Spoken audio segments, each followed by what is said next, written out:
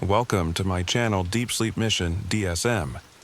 As we begin, I would be delighted if you could share your location in the comments below. It's truly inspiring to witness how far this content travels and to connect with viewers from across the world. Hey there, fellow adventurers and curious minds. Before we dive into tonight's story, I want to thank you all for tuning in to another episode of Midnight Whispers. If this is your first time here, you're in for a treat. A tale that will send shivers down your spine while wrapping you in the warm blanket of storytelling. Many listeners say these stories help them drift into the most interesting dreams, or sometimes keep them awake wondering if what they heard might be true. Tonight's story comes from a place where myth and reality blur together like morning mist over still water. Have you ever wondered what secrets lie in those unexplored corners of our world? What ancient creatures might still roam, hiding from human eyes? This story explores one such possibility, an encounter with something science says shouldn't exist. But those who've seen it, well, they know different. If you enjoy tonight's tale, don't forget to like, comment with your own strange encounter stories, and subscribe so you never miss our weekly journeys into the unknown. The community we're building here is full of amazing theories and experiences. I'd love to hear yours after the story. Now, dim the lights, get comfortable, and join me as we venture into the murky waters and dense forests where legends still breathe. The story begins. I never thought I'd be the type of person to have a story worth telling. But after what happened in the Congaree National Park last autumn, I can't stop thinking about it. Even now, 7 months later, I find myself waking up at night, my sheets damp with sweat, wondering if what I saw was real. My name is Alex Mercer. I'm a wildlife photographer from Portland, Oregon. Nothing special, just a guy with a decent camera and an obsession with capturing animals in their natural habitats. My Instagram had a modest following, mostly friends and fellow photography enthusiasts. I wasn't exactly National Geographic material. After my divorce last year, I decided I needed a change of scenery. Something to shake up my routine and maybe inspire some new creative energy. So, when my college buddy Marcus invited me to join him on a photography expedition to South Carolina's Congaree National Park, I jumped at the chance.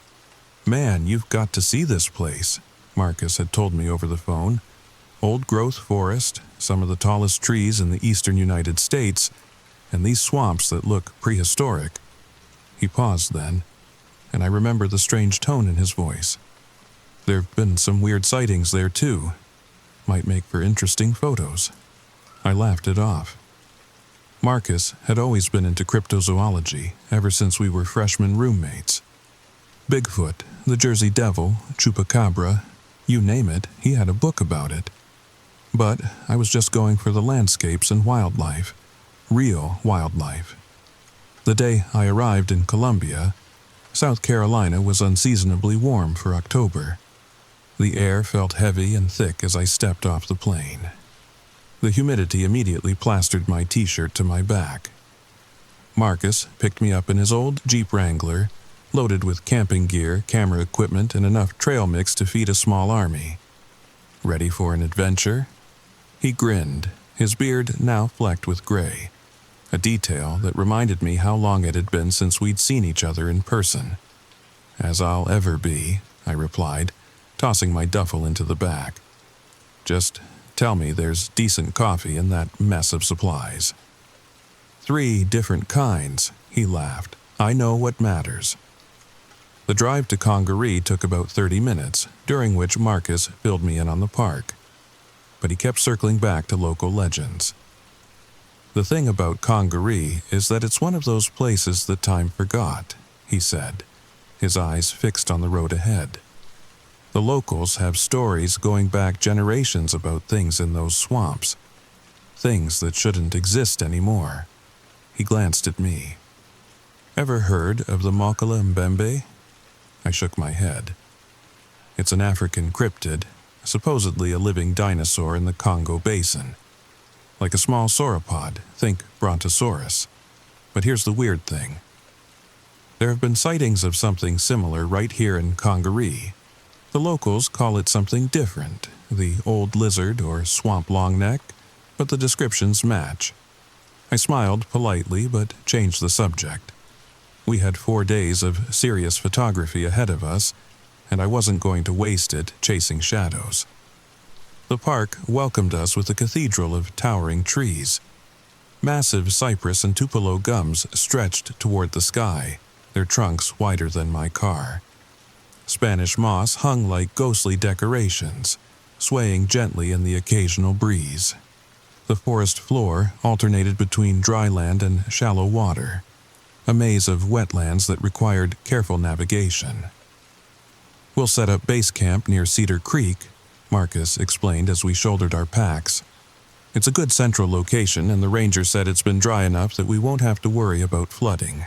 Our first day passed uneventfully. Perfect weather, gorgeous scenery, and wildlife that seemed unafraid of humans. I got some great shots of barred owls, pileated woodpeckers, and even a family of river otters playing near our campsite. As the sun set, we built a small fire, in a designated fire ring, of course, and broke open a couple of beers. "This is exactly what I needed," I said, watching sparks from our fire disappear into the darkening canopy above. "Thanks for bringing me here, man." Marcus nodded, taking a swig from his bottle. "Sometimes you need to get away from everything to find yourself again." He prodded the fire with a stick. "Tomorrow we should head deeper in, toward Wise Lake. That's where most of the sightings have been." I rolled my eyes. "Still on that cryptid hunt?" "Just keeping an open mind," he shrugged. "The world's full of things we don't understand, Alex. That's what makes it interesting." I raised my beer in mock salute. "To the unknown, then." "To the unknown," he echoed, but his eyes were serious. That night, I slept fitfully. The forest was never truly silent. Frogs croaked in constant chorus, insects buzzed and chirped, and occasionally something would splash in the water nearby. But around 3 a.m, I was jolted awake by a different sound, a low, rumbling bellow that seemed to vibrate through the ground itself. I sat up in my tent, heart suddenly pounding. "Marcus," I whispered, "you hear that?" His voice came from the neighboring tent. "Yeah, probably just an alligator." "That was no alligator," I said, though I wanted to believe it was. The sound came again, more distant this time, followed by what sounded like heavy movement through water, like something very large was wading through the swamp. "Told you," Marcus whispered, and I could hear the excitement in his voice. "This place has secrets." I lay back down, but sleep wouldn't come. Instead, I found myself straining to hear that strange call again, both hoping I would and hoping I wouldn't. Morning came with a heavy mist rising from the water. The world felt dreamlike, boundaries blurred between earth and sky. Over coffee, Marcus laid out our route for the day. I figure we follow Cedar Creek until it joins with Wise Lake. It's about a 4-mile hike, but we can take the elevated boardwalk for part of it. I nodded, still feeling the effects of my disrupted sleep. What was that sound last night? For real? Marcus's eyes lit up. Could have been a lot of things. Bull alligator, maybe a black bear, or... He trailed off with a smile. "Or your dinosaur," I finished for him, shaking my head. "Let's stick to photographing things that actually exist, okay?" We set out after breakfast, cameras ready, the forest primeval embracing us in its green arms. Walking through Congaree is like stepping back in time. The massive trees, some over 500 years old, create an atmosphere of ancient permanence. Water reflects their towering forms, doubling their majesty and creating perfect symmetry between heaven and earth. By midday, we reached a small peninsula jutting into Wise Lake, a perfect spot for a lunch break and some landscape photography. The lake itself was more like a wide, slow-moving river, its surface dark and reflective beneath the October sun. As I unpacked my sandwich, something caught my eye across the water. A pattern of ripples moving against the current. At first, I thought it was a fallen log being pushed by a hidden eddy, but the movement seemed deliberate. "Marcus?" I said quietly, nodding toward the disturbance. "What's that?" He squinted, then scrambled for his camera with its telephoto lens. "I don't know, but I want a better look." The ripples continued, creating a V-shape that suggested something moving just below the surface. Then, about 100 yards away, something broke the water. Something dark and curved, like the arch of a smooth, wet back. It was visible for only seconds before submerging again. "Did you get that?" I asked, my sandwich forgotten. Marcus nodded, reviewing the shots on his camera's display.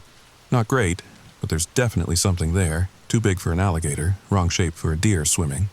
Could be a log," I suggested, but my heart wasn't in it. Logs don't move against the current and then disappear. "Let's get closer," Marcus said, already packing up his lunch. "Are you crazy? If that's an alligator..." "It's not," he cut me off. "Come on, Alex. Where's your sense of adventure?" Against my better judgment, I followed him along the shoreline, keeping to the slightly elevated ground that bordered the lake. We moved slowly, cameras ready, scanning the dark water for any sign of movement. The forest had grown quieter, I realized suddenly. The constant background chorus of birds and insects had dimmed, as if everything was holding its breath, waiting. "Marcus," I whispered, "maybe we should..." A sound cut through the stillness. The same rumbling bellow we'd heard in the night, but so much closer now that it seemed to rattle my ribcage. We froze, staring wide-eyed at each other. "That came from just ahead," Marcus whispered, pointing to a small cove partially hidden by cypress knees and fallen timber. Every instinct told me to turn back, but curiosity pushed me forward. One careful step at a time, we approached the cove, ducking behind trees when possible. The smell of the place hit me next. An ancient, musky odor like nothing I'd encountered before.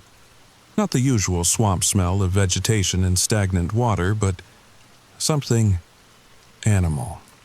Something old. We reached a large fallen tree that provided the perfect blind. Crouching behind it, we peered in through gaps in the massive roots that had been torn from the ground when the giant fell. At first, I saw nothing but still, dark water and the twisted shapes of cypress knees breaking the surface. But then, movement. A disturbance in the center of the cove, water rippling outward in concentric circles. "Camera ready," Marcus breathed. Hardly audible. I raised my Canon to eye level. Finger poised over the shutter release, zoom extended to maximum. And that's when it emerged. A head rose from the water, dark, sleek, and utterly alien to the South Carolina landscape. It sat atop a long serpentine neck that must have extended at least 6 feet above the surface. The head itself was relatively small, reminiscent of a turtle's but more elongated, with nostrils at the top like a crocodile's.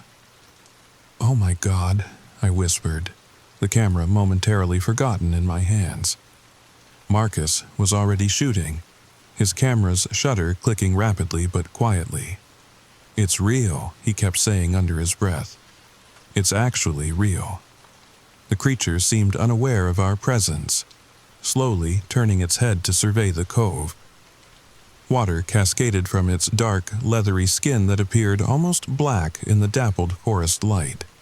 It opened its mouth, revealing not teeth but a kind of blunt, beak-like structure. I finally remembered to take pictures, raising my camera with shaking hands. The creature lowered its head to the water, creating ripples that lapped gently against the shore near our hiding place. It seemed to be feeding on something beneath the surface. Aquatic plants, perhaps, or small fish. For what felt like an eternity but was probably less than a minute, we watched in silent awe. Then, without warning, the creature's head snapped up, turning in our direction with unnerving precision.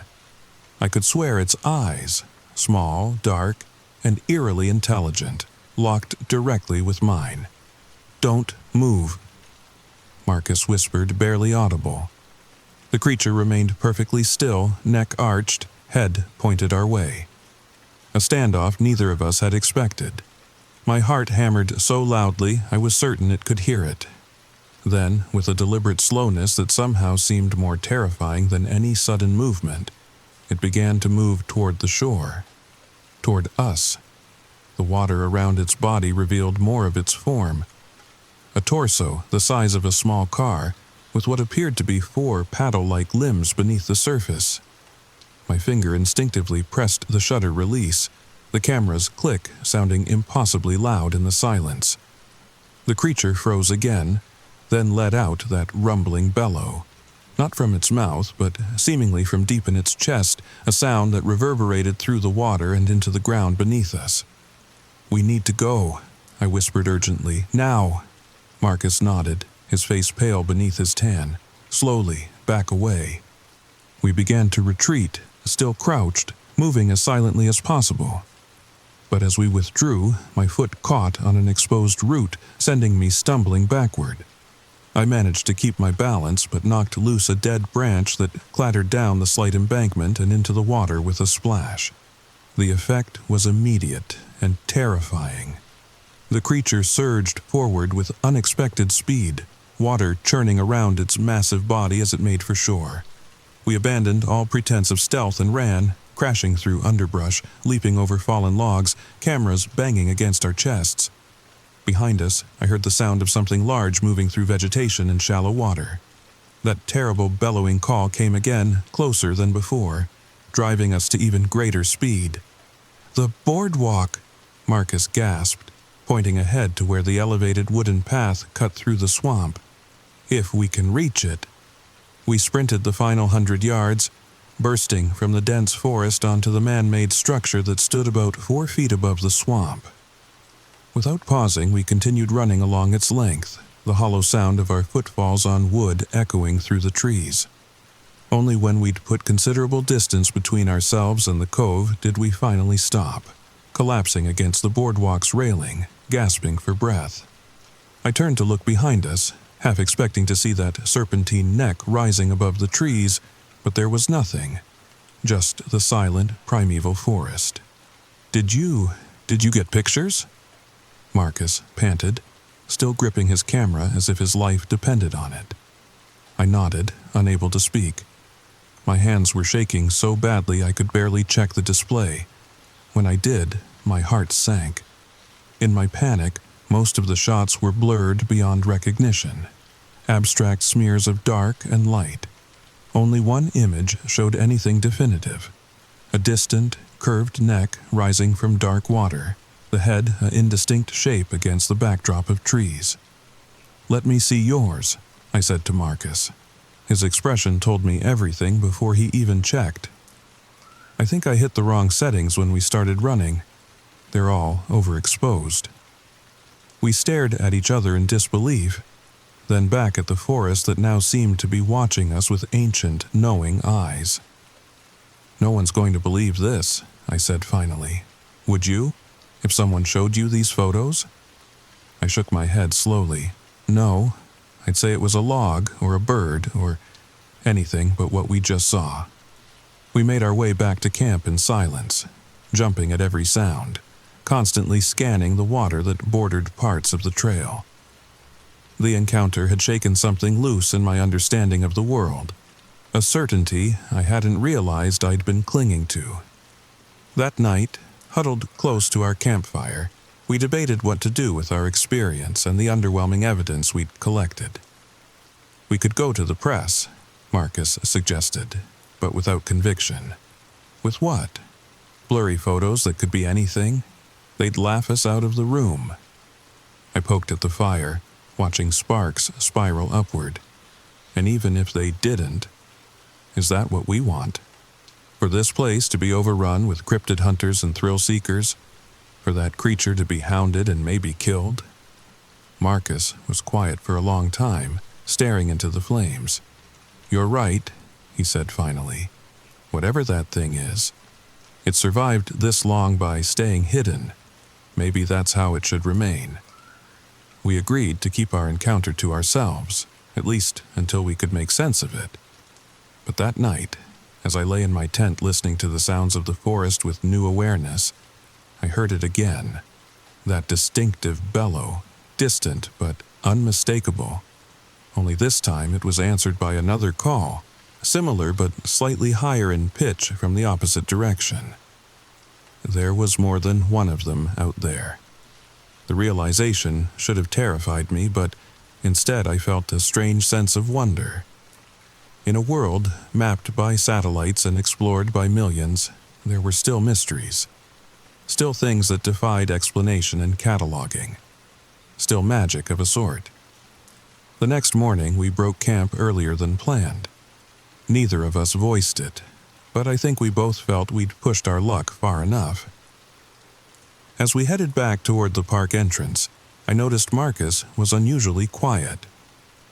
Having second thoughts about keeping quiet, I asked. He adjusted his pack, looking troubled. Not exactly.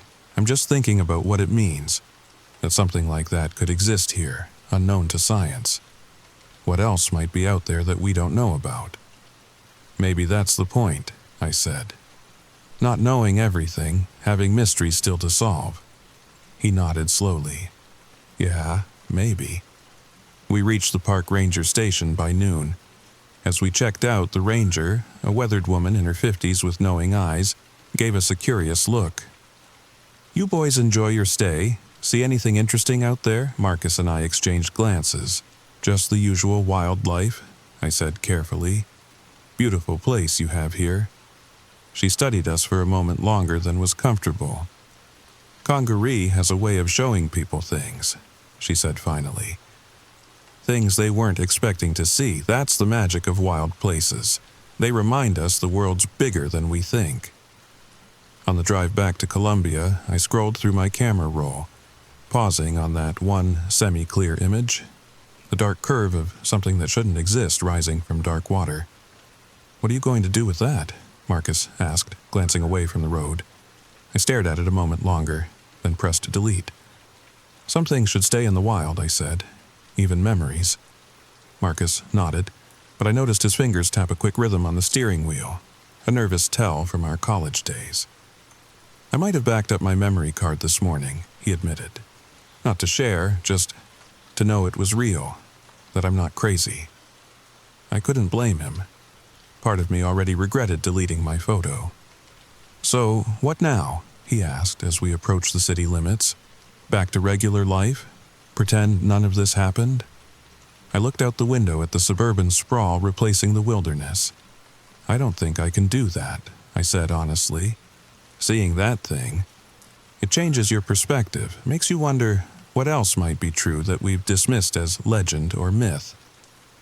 Going to become a cryptozoologist now? He joked. No, I laughed. But I might approach my photography differently. Pay more attention to the shadows and the spaces in between. Look for the stories that aren't being told.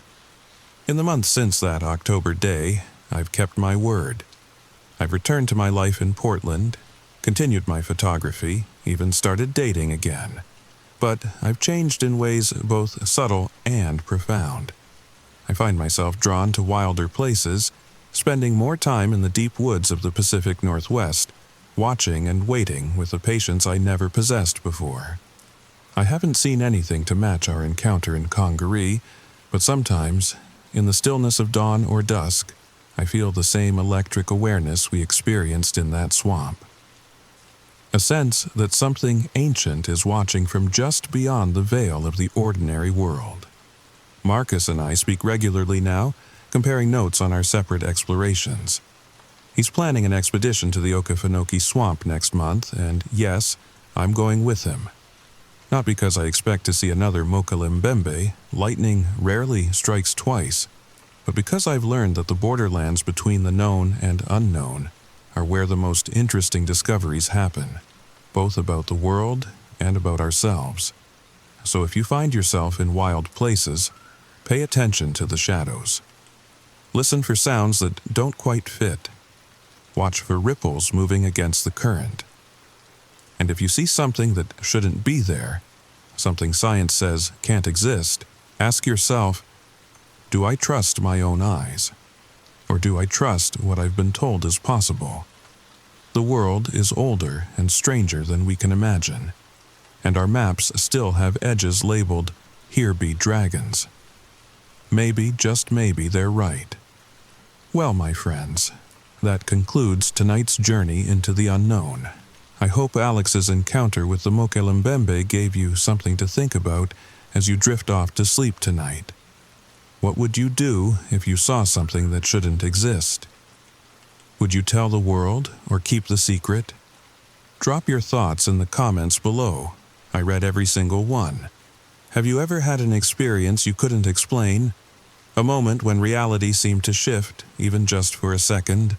I'd love to hear your stories. If you enjoyed tonight's tale, please hit that like button and subscribe to Midnight Whispers for more stories that blur the line between reality and the unexplained.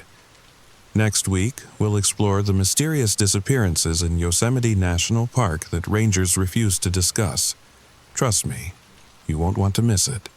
Until then, keep your eyes open, your mind wider, and remember, sometimes the most incredible truths hide in plain sight, waiting for someone brave enough to see them.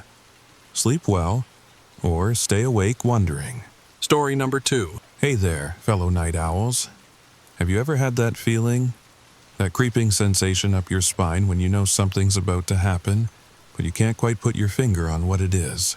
Like when your phone buzzes at 3 a.m., or when you hear that extra creak in your house that doesn't belong, or when you catch movement from the corner of your eye, but nothing's there when you turn to look.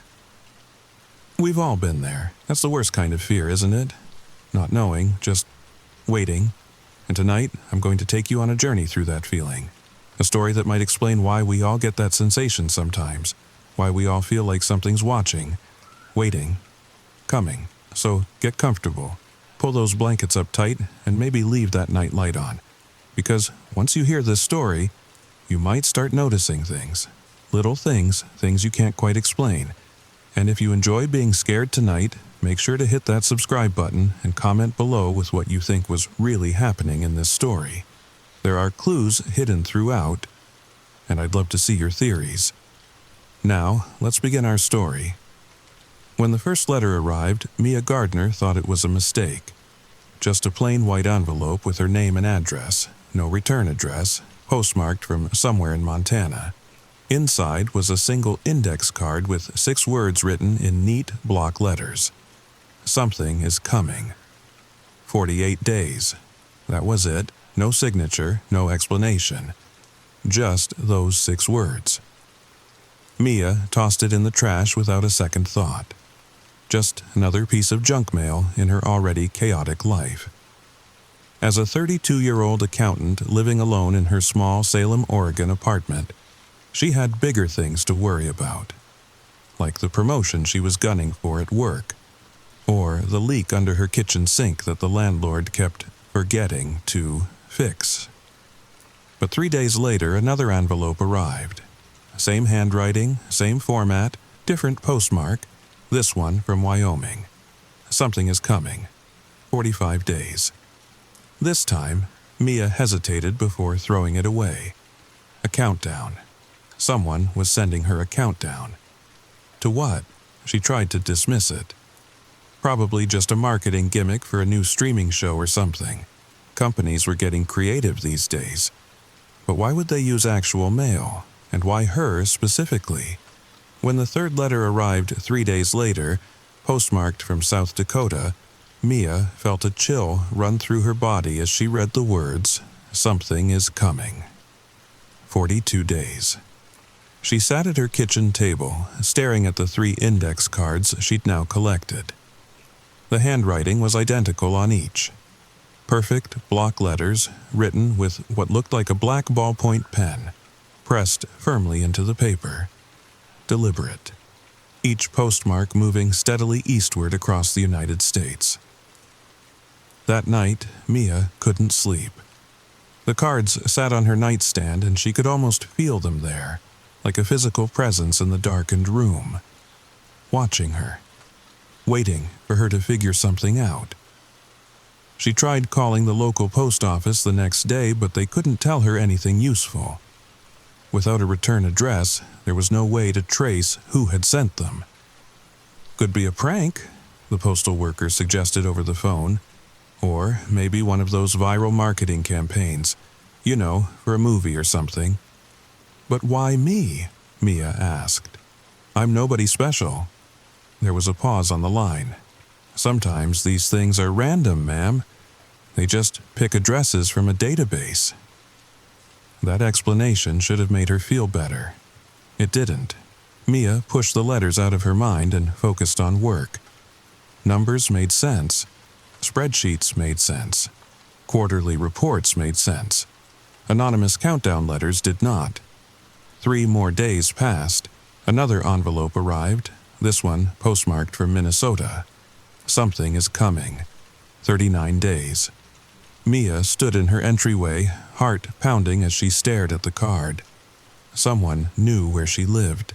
Someone was tracking days. Someone was getting closer. That evening, as Mia prepared dinner, she noticed something odd outside her kitchen window. A car she didn't recognize parked across the street, just sitting there with its headlights off. Dark sedan, too far away to make out the license plate. She watched it for nearly an hour as she ate her pasta, but no one got in or out. When she checked again before bed, the car was gone. Sleep came fitfully that night. Every sound, the hum of the refrigerator, the tick of the baseboard heater, the occasional car passing outside seemed amplified. Her brain kept churning, trying to make sense of the letters. What was coming in 39 days? Who was sending these messages? And why were they moving across the country? She dreamed of running down an endless corridor, something unseen chasing her. She could hear it getting closer, feel its breath on her neck, but when she tried to look back, she could never turn her head far enough to see what it was. When she woke the next morning, Mia decided she needed to be proactive. She would keep the letters now, document everything. Maybe there was a pattern she was missing.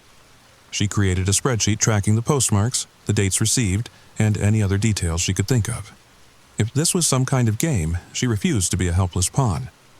The 6th letter arrived right on schedule. North Dakota, 36 days. The 7th from Wisconsin, 33 days, each one moving eastward, each one coming from a different state, each one counting down. By the time the countdown reached 27 days, postmarked from Michigan, Mia's nerves were frayed. She'd started looking over her shoulder when walking to her car, double-checking the locks on her doors and windows every night, keeping the blinds drawn at all times.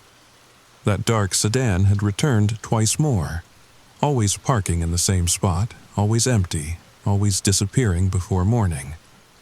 She'd installed a cheap security camera that pointed at her front door, but it had captured nothing unusual except for the regular mail carrier delivering those ominous envelopes. Mia had considered going to the police, but what would she tell them? That someone was sending her cryptic yet non-threatening letters? That a car sometimes parked on a public street near her apartment? They'd dismiss her as paranoid, and maybe she was.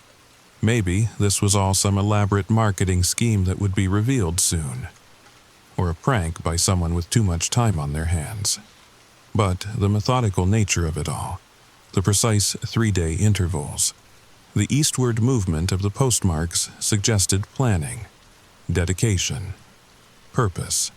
After receiving the letter marked 24 days from Illinois, Mia finally broke down and called her older sister Kate, who lived across town.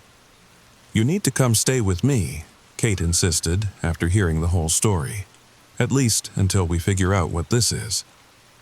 "I can't just leave my apartment because of some weird mail," Mia protested, though the offer was tempting. "Mia, this isn't normal. Someone is deliberately trying to scare you. But what if that's what they want? For me to run? What if they're watching to see how I react?" There was a long silence on the line before Kate spoke again.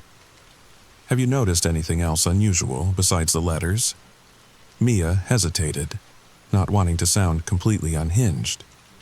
"There's been a car, a dark sedan. It parks across from my building sometimes. Just sits there. That's it, Kate said firmly. I'm coming to get you after work tomorrow. Pack a bag. After hanging up, Mia felt a sense of relief wash over her. She wouldn't have to face this alone anymore. That night, she slept better than she had in weeks, knowing that tomorrow she'd be safe at her sister's house, away from the letters and the watching car. But when she opened her front door the next morning to leave for work, her heart nearly stopped. There, on her welcome mat, was a small box wrapped in brown paper. No postmark, no shipping label. Someone had hand-delivered it. Mia stared at it for a long time before finally picking it up.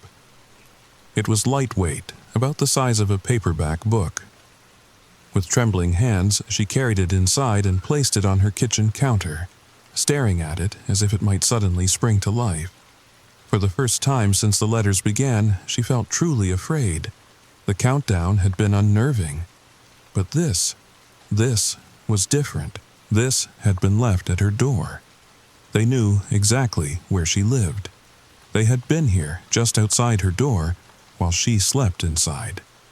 Mia called in sick to work. Then she called Kate. "Don't open it," Kate instructed. "I'm on my way." While waiting for her sister, Mia paced her small apartment, keeping the package in sight but maintaining her distance, as if it were a wild animal that might attack if she got too close. When Kate arrived 45 minutes later, she brought her husband Mark with her. "Let me see it," Mark said, approaching the package cautiously. A former military man with a level head, he examined it from all angles without touching it. "No ticking," he noted with a weak smile. "No wires or anything visible. But still, better safe than sorry."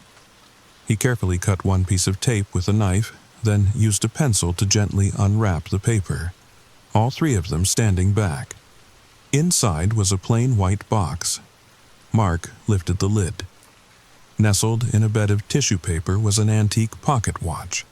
Gold in color, ornate, with a long chain. The kind you might see in a period drama or antique shop. "That's it?" Mia asked, peering over Mark's shoulder. "Just a watch." Mark carefully lifted it out of the box using the chain. The watch was beautiful, expertly crafted, with intricate engravings on its case. When he pressed the small button at the top, the cover sprang open to reveal the watch face. All three of them gasped simultaneously. The watch had no hour or minute hands. Instead, there was only a single hand, positioned at what would normally be the 21 mark on a clock, if clocks went up to 24. Below the hand, engraved in tiny letters across the watch face, were the now familiar words, "Something is coming." Mia moved in with Kate and Mark that same day. She brought the letters, the watch, and enough clothes for a week. She left strict instructions with her landlord not to accept any packages or mail for her, and to call immediately if anyone asked about her. The watch now sat in a drawer in Kate's guest room, wrapped in a hand towel, as if hiding it from sight could somehow diminish its power over Mia's thoughts. "We should go to the police," Kate said that night over dinner. "And tell them what, exactly?" Mark asked, always the pragmatist. "That someone sent your sister some cryptic letters and an antique watch? They won't do anything until there's an actual threat." "This feels like a threat," Mia argued, pushing food around her plate without eating. "Someone's been watching me, following me. They were at my door, Mark." "I'm not saying it isn't creepy," he conceded. "I'm just saying the police won't see it as an imminent danger, but I might know someone who can help." Mark had a friend from his military days who now worked as a private investigator. A few calls were made, and the next day, a man named David Harris was sitting in Kate and Mark's living room, examining the letters and the watch. David was in his 40s, with salt and pepper hair and the kind of face that revealed nothing. His eyes, however, were sharp and attentive, missing nothing as Mia recounted her story. "The postmarks create a clear pattern," he noted, laying out the letters in sequence, starting in Montana and moving eastward. Each one sent 3 days apart, arriving 3 days later. Someone's on a journey. "Toward me?" Mia asked, her voice small. David nodded slowly. That would be my guess. The question is, who? Anyone from your past who might hold a grudge? Ex-boyfriend, disgruntled coworker, client who blamed you for something? Mia shook her head. No one like that. I mean, I've had breakups, but nothing dramatic. And I'm an accountant for a mid-sized firm. The worst I do is tell people they can't claim their vacation as a business expense. Family history? Anyone with mental health issues who might fixate on you? No, Kate interjected. Our family's pretty small and boring. Parents retired in Arizona. One cousin in Seattle we see at Christmas. That's about it. David picked up the pocket watch, turning it over in his hands. This is valuable. Antique, late 1800s, I'd guess. Not something you'd buy at a mall kiosk. He pressed the button to open the case, studying the single hand in the engraving. 21 days, he murmured. What? Mia leaned forward. The hand, it's pointing to 21. Your letters are at a 21-day countdown now, right? Mia's blood ran cold. The last letter she'd received before the watch had said 21 days. So, the watch is synced to the countdown, David continued, closing it with a soft click. Interesting.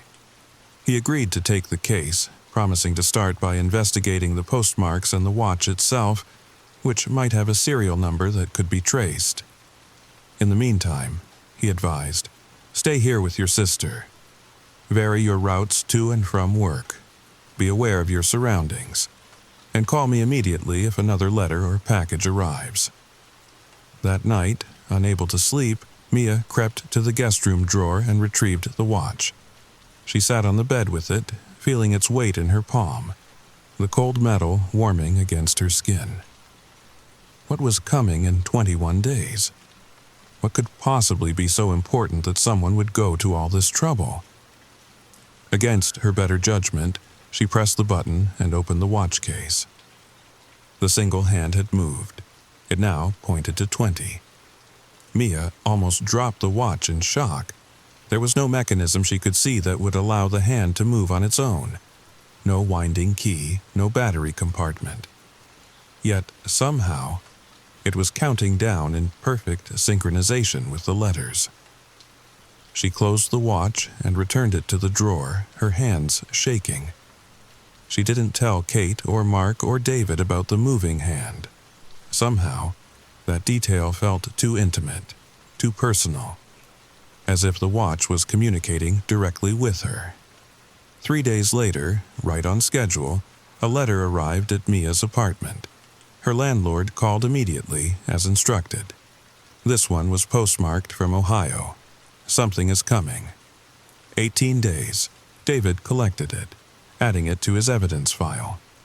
Still moving east, he noted. If the pattern holds, the sender will be in Pennsylvania in 3 days, then maybe New Jersey or New York after that. And then what? Maya asked. What happens when they run out of east? David didn't have an answer for that. The days crawled by. Mia took a leave of absence from work, too anxious to focus on spreadsheets and tax codes. She jumped at every sound, startled at every car that drove past Kate's house.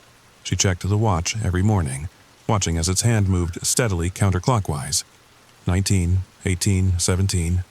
Sleep became elusive, filled with dreams of ticking clocks and endless corridors.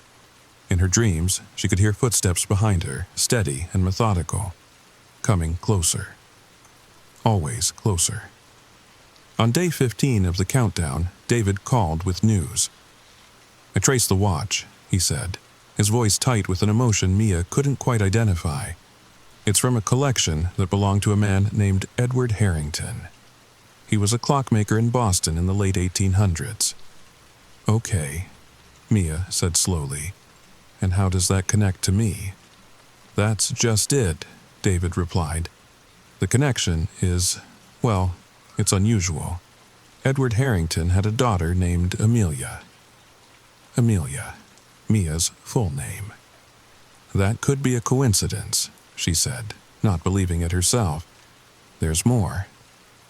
According to the historical records I found, Amelia Harrington disappeared under mysterious circumstances in October of 1894. She was 32 years old at the time, Mia's age exactly. Her father became obsessed with finding her, David continued. He claimed she had been taken and that they had promised to return her after a specific period of time. He created a series of special watches that he believed would count down to her return. Mia felt lightheaded. This couldn't be real.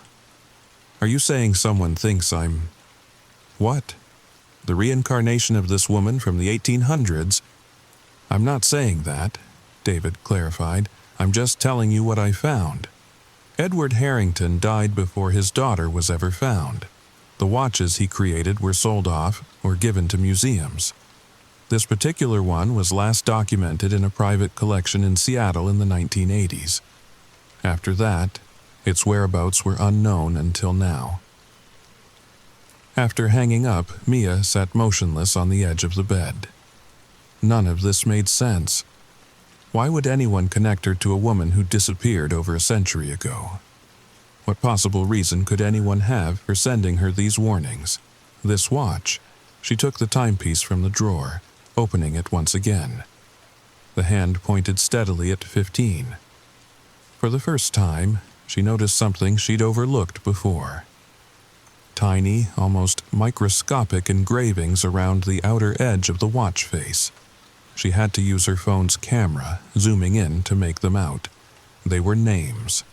Dozens of them, etched in a circle around the numerals. And there, at the 15 mark where the hand now pointed, was a name that made her gasp. Mia Gardner.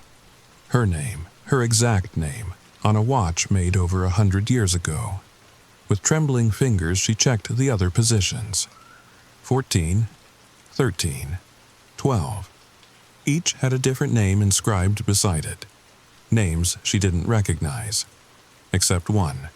At the 0 position, where the countdown would end, was another name. Amelia Harrington. Mia didn't sleep at all that night. How could her name be on a watch from the 1800s? It wasn't possible. It simply wasn't possible. Yet there it was, undeniable, etched in metal that had been crafted generations before she was born. By morning, she'd convinced herself that she was losing her mind. The stress of the letters, the watch, the countdown, it was causing her to hallucinate. That had to be it. Her name couldn't actually be on the watch. With new determination, she took the watch to Kate, asking her to look at it through the phone's camera. Zoomed in on the 15 mark. "What am I looking for?" Kate asked, squinting at the screen. "Tell me what name you see engraved there," Mia instructed, her heart pounding. Kate adjusted the zoom, bringing the tiny text into focus. "It looks like Mia Gardner." She looked up, confused. "That's weird. Is that your name on this old watch?" It wasn't a hallucination. Someone had gone to extraordinary lengths to create this elaborate scenario, finding an antique watch, somehow engraving her name on it, sending the letters from across the country. But why? What could possibly be worth such effort? The next letter arrived right on schedule. Pennsylvania. 15 days. Then another. New Jersey. 12 days. The watch hand moved accordingly, always in perfect sync with the countdown. David had been checking surveillance footage near post offices in each state where the letters had been mailed, hoping to spot the sender, but had come up empty. The person was careful, avoiding cameras. "We need to be prepared," Mark said as they gathered in the living room, 11 days before whatever was coming would arrive. "When this countdown ends, someone's going to show up. We should be ready for them." "I've requested police patrols near both houses," David added. "I've explained the situation as best I could, though they're still skeptical." Mia held the watch in her palm, feeling its steady weight. "I want to know who else is on this watch." The other names. Using Kate's high-quality digital camera, they photographed the entire watch face and enlarged the images on a computer. One by one, They documented the 14 names that spiraled around the dial, starting at 14 and working backward towards 0. Most meant nothing to any of them. Emma Wilson, Sarah Johnson, Rebecca Palmer. Common enough names that could belong to anyone. But when they reached the 5 mark, Mia felt a chill run through her. "Diana Whitfield," she read aloud. "I know that name." The others looked at her expectantly. "She was in the news a few years ago. She disappeared from her apartment in Chicago. They never found her." A quick internet search confirmed Mia's recollection. Diana Whitfield, 32, had vanished without a trace 4 years earlier. The case remained unsolved. "Check the others," David suggested grimly. One by one, they searched each name. Of the 14 women listed on the watch, 11 had disappeared within the last 20 years. All had been 32 at the time. All had vanished without explanation. All cases remained open. Mia's name was next on the list. "This is a hit list," Mark said, his face pale. "Someone's been collecting these women, and you're next." The room fell silent as the implication settled over them like a shroud. "We have to go to the FBI," Kate insisted, her voice shaking. "This is evidence of serial abductions, maybe worse." David was already on his phone, calling contacts. As a former military investigator, he had connections that might expedite things. Mia sat motionless, staring at the watch. 15 women, including Amelia Harrington at the 0 position. 14 already taken across more than a century. Her mind struggled to process the horror of it. Someone, something, had been abducting women with specific characteristics for generations. Always 32 years old, always in the same methodical way, and always returned to a specific point on the watch face. Returned, or replaced? A new, terrifying thought formed. What if Amelia Harrington hadn't disappeared? What if she had been replaced? By the next woman on the list, and then the next, and the next. Moving through time, through lives, through identities. And now it was coming for her. The FBI arrived the next day. 2 agents who examined the evidence with professional detachment. They took the letters, photographed the watch, though Mia refused to let them take it, and interviewed each of them separately. "We're taking this seriously," the lead agent assured them afterward. "We're cross-referencing these names with our missing persons database. In the meantime, we'd like to place Miss Gardner in protective custody." "I'm staying with my sister," Mia insisted. "I feel safe here." The agents exchanged glances but didn't push the issue. They set up surveillance on the house instead. A car parked out front with 2 agents working in shifts. That should have been reassuring. It wasn't. 10 days left. The watch hand pointed steadily at the 10. The latest letter, postmarked from New York, confirmed. Something is coming. 10 days, 9 days, 8, 7. Each passing day wound Mia's nerves tighter. She barely ate, barely slept. The few times she did doze off, she dreamed of a dark corridor with 14 doors. Behind each door she could hear a woman crying, and at the end of the corridor was a 15th door, standing open, waiting for her. On day 6, something changed. The letter arrived as expected, postmarked from Connecticut, but the message was different. "It sees you now." 6 days. Mia felt the blood drain from her face as she read it. The impersonal something had become an it, and it could see her. That night, she woke at exactly 3:14 a.m., the room ice cold despite the summer heat outside. The watch, which she now kept under her pillow, felt like a block of ice against her palm. When she opened it, the hand still pointed at 6, but as she watched, it trembled slightly, as if struggling against some invisible force. The names around the dial seemed to shimmer in the dim light, rearranging themselves before her eyes before settling back into their original positions. She snapped the watch shut, her breath coming in short gasps. It was just a dream, she told herself, just another nightmare in a series of nightmares that had become her life. but when she checked the watch again in the morning, something had changed. The tiny engraving of her name had shifted position. It was no longer at 15. It was now at 6, directly under the watch hand. And at 0, where Amelia Harrington's name had been, was now a blank space, waiting to be filled. 5 days. The next letter arrived with a photograph enclosed.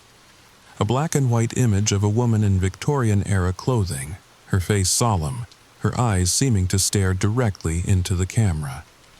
Written on the back in the same block letters, "She is waiting for you to take her place." Mia knew without being told that this was Amelia Harrington.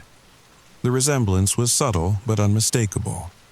Something in the shape of the eyes, the line of the jaw. They could have been distant relatives, separated by generations but connected by blood, or something else entirely. The FBI agents took the photograph, adding it to their growing file of evidence.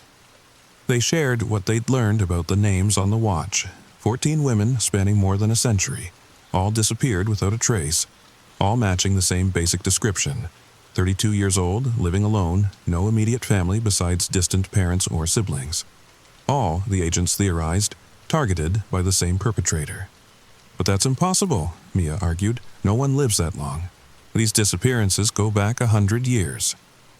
"We believe we're dealing with a generational predator," the female agent explained. Someone who inherited this compulsion from a predecessor. Perhaps a family tradition passed down through the years. It was a rational explanation. Logical, scientific. Mia wasn't convinced. 4 days. The watch hand continued its inexorable countdown. Mia's name remained fixed at the 6th position, though she checked constantly to see if it had moved again. The letter arrived, postmarked from Rhode Island. "She feels you." 4 days. That night, Mia dreamed of Amelia Harrington. In the dream, they sat across from each other in a dark room, illuminated only by a single candle between them. Amelia's face was partially shadowed, but her eyes reflected the candlelight, giving her a feverish, desperate look. "It's been so long," Amelia whispered, her voice like dry leaves rustling. "So very long." "What has?" Mia asked, though in the dream she already knew the answer. "Waiting, watching. Each time it passes me by, choosing another. But this time..." Amelia's lips curved into a smile that never reached her eyes. "This time, it's different. This time, I'll be free." Mia wanted to ask what it was, but her dream self couldn't form the words. Instead, she found herself holding the pocket watch, opening it to reveal that the hand now pointed to 0, and engraved at the 0 position was her own name, Mia Gardner. She woke with a silent scream trapped in her throat. The watch clutched so tightly in her hand that its edges had cut into her palm, leaving a perfect circular imprint of dried blood. 3 days. The FBI had set up additional surveillance, placed agents at Mia's workplace and apartment building, and were monitoring all communications to both locations. They'd compiled a comprehensive file on the 14 previous disappearances, spanning from Amelia Harrington in 1894 to Diana Whitfield 4 years ago.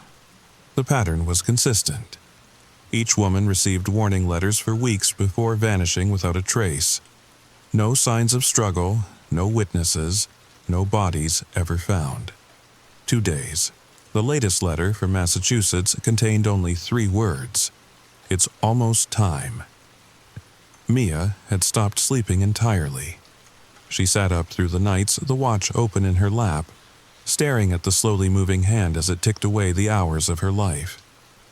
Sometimes, when the house was completely silent, she thought she could hear it ticking, though the mechanism had long ago ceased to function by any normal means. One day, the final letter arrived, postmarked from Maine, the easternmost state in the continental U.S. Inside was not an index card, but a small key. Old-fashioned, made of brass, with an ornate head. Attached was a tag with an address in Boston, Massachusetts, 87 Beacon Hill Street, the Harrington House. "It's a trap," Mark said immediately. "They want you to go there." "We'll send a team to secure the location," the FBI agent promised. "You stay here, where it's safe." But Mia knew, with a certainty that transcended rational thought, that safety was an illusion. Whatever was coming for her, whatever had been coming across the country for 48 days, would find her no matter where she hid. That night, the last night of the countdown, Mia sat alone in the guest room, the watch open before her, its hand pointing resolutely at the one mark. Her name had shifted again, now appearing directly under the hand. The room felt strange, the air thick and heavy, as if the normal laws of physics were being slowly suspended. Shadows seemed deeper, darker, moving in ways that shadows shouldn't. In the silence, she could hear the watch ticking now, clear and unmistakable. Tick, tick, tick, counting down the final hours. At exactly midnight, the hand moved to 0, and in that moment, Mia understood. She knew what was coming, had always known, somehow, deep in the most primal part of her being. The ancient thing that had been traveling across the country, sending its warnings, marking its progress, it wasn't human, had never been human. It existed in the spaces between moments, in the shadows between heartbeats. It had been collecting women for centuries, storing them like batteries, feeding on their fear, their life force, their very essence. And it had a preferred type. 32. Living alone. Cut off from deep connections. Easy to remove without leaving too many loose ends. Amelia Harrington had been the first, taken by mistake perhaps, or as an experiment. But she had proven unsuitable, too willful, too aware. And so she had been kept apart, watching as others were chosen in her stead, consumed and discarded like spent matches. But now the cycle was complete. The watch had reset. And Amelia would finally be released, replaced by the next suitable candidate. Mia knew all this without being told, the knowledge unfolding in her mind like a dark flower blooming at midnight. The temperature in the room plummeted. Frost formed on the windows despite the summer heat outside. The watch in her hand grew so cold it burned. And then, in the corner of the room, a darkness began to gather. Not a shadow, but an absence of light. A void that pulled at the edges of reality like a black hole bending space-time. From within that darkness, something emerged. Not a figure, exactly. More like the suggestion of a form, constantly shifting. Impossible to focus on directly. It seemed to consist of angles that shouldn't exist, dimensions that human eyes weren't meant to perceive, and trailing behind it, like smoke, was another presence. More human. A woman in Victorian dress, her face both ancient and youthful, her eyes filled with a terrible mixture of relief and regret. Amelia Harrington had come home at last, and she had brought her captor with her. As the impossible shape glided toward Mia, she felt no fear, only a strange sense of recognition, as if she had always been destined for this moment. The watch in her hand grew warmer, the metal seeming to pulse with a life of its own. The shifting void reached for her, not with hands, but with something like tendrils of pure darkness. They wrapped around her wrists, her throat, weightless yet unbreakable. Behind the void creature, Amelia's form began to fade, her expression one of profound relief as she dissolved into motes of light, free at last after more than a century of captivity. As the darkness enveloped Mia, she had one final, crystal-clear thought.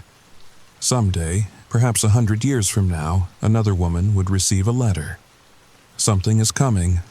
48 days, and the cycle would begin again. So, there you have it, friends. That creeping sensation up your spine? Maybe it's just your imagination. Or maybe it's something ancient and patient, watching from the shadows, counting down the days until it's your turn. Before you turn off the lights tonight, you might want to check your mailbox. And if you find a plain white envelope with no return address, well, now you know what's coming. If this story kept you up past your bedtime, hit that subscribe button and leave a comment with your theory. What exactly was the entity that took Mia? Was Amelia really freed, or is she still trapped in some way? And most importantly, who do you think will receive the next letter? Sleep tight, everyone, and remember, something is always coming. You just might not know what it is yet. Story number 3. Hey there, fellow night owls. Before we begin tonight's story, I want to thank you for joining me on this journey into the shadows. If you're new here, you're about to discover why thousands have found themselves unable to sleep after listening, yet somehow keep coming back for more. There's something about fear that draws us in, isn't there? That delicious chill down your spine that makes you pull the covers just a little closer. Tonight's tale might seem familiar at first. We all have that one inexplicable memory from childhood that doesn't quite make sense. But I promise you, by the end, you'll be questioning every unexplained sound in your home, every shadow that seems just a bit too dark. So, get comfortable, but not too comfortable. And if you enjoy being terrified, make sure to like this video, subscribe to the channel, and share your own unexplained memories in the comments below. Now, let's begin our story. I was 8 years old when I first noticed something wasn't right in my childhood home in rural Vermont. It was nothing dramatic, just a feeling. The kind that makes the hairs on your neck stand up when you're alone. But don't feel alone at all. Our house was a typical New England colonial. 2 stories, white clapboard siding that my father repainted every other summer, black shutters framing windows that rattled during winter storms. Nothing extraordinary about it. At least, that's what I thought at the time. My bedroom was on the 2nd floor, overlooking the backyard and the dense woods that stretched for miles behind our property. Woods that seemed to grow darker and more impenetrable the longer you stared into them, even on the brightest summer day. That particular night in October, I remember the wind howling outside my window, branches scratching against the glass like bony fingers seeking entrance. I was tucked into bed, my worn copy of Where the Wild Things Are open on my lap. Mom had already said goodnight, leaving my door cracked open just enough for the hallway light to spill in. A compromise after weeks of negotiation about sleeping with the lights off. It was as I was turning a page that I first felt it. A heaviness in the air. A sense that the shadows in the corner of my room had somehow deepened.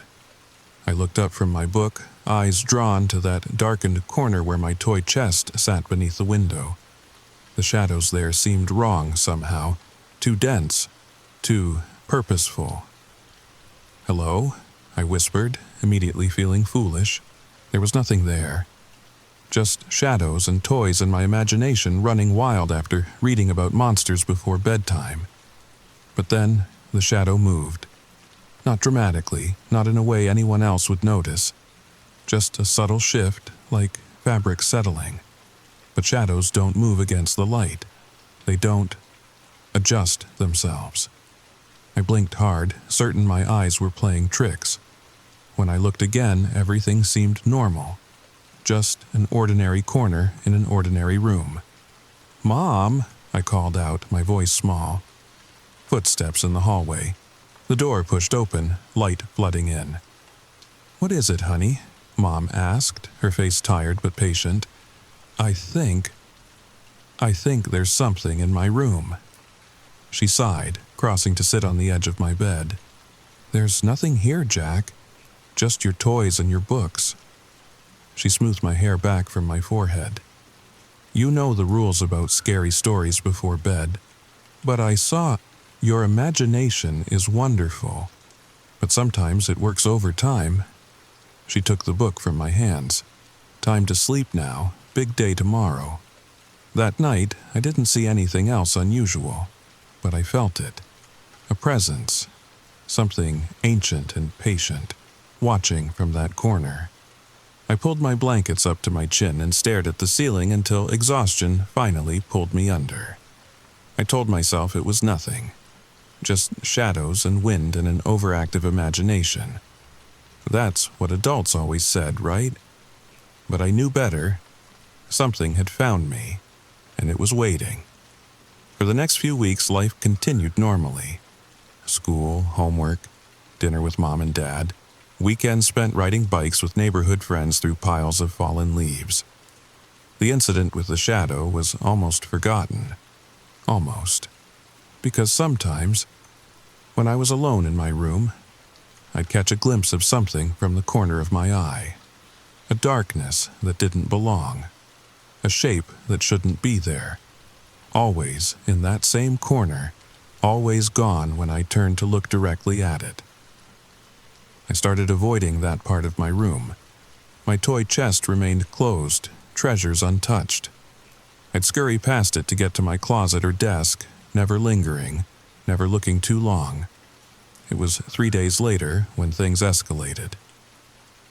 I woke in the middle of the night, the house silent except for the soft hum of the heating system. My room was dark, the hallway light extinguished. Dad must have turned it off before going to bed.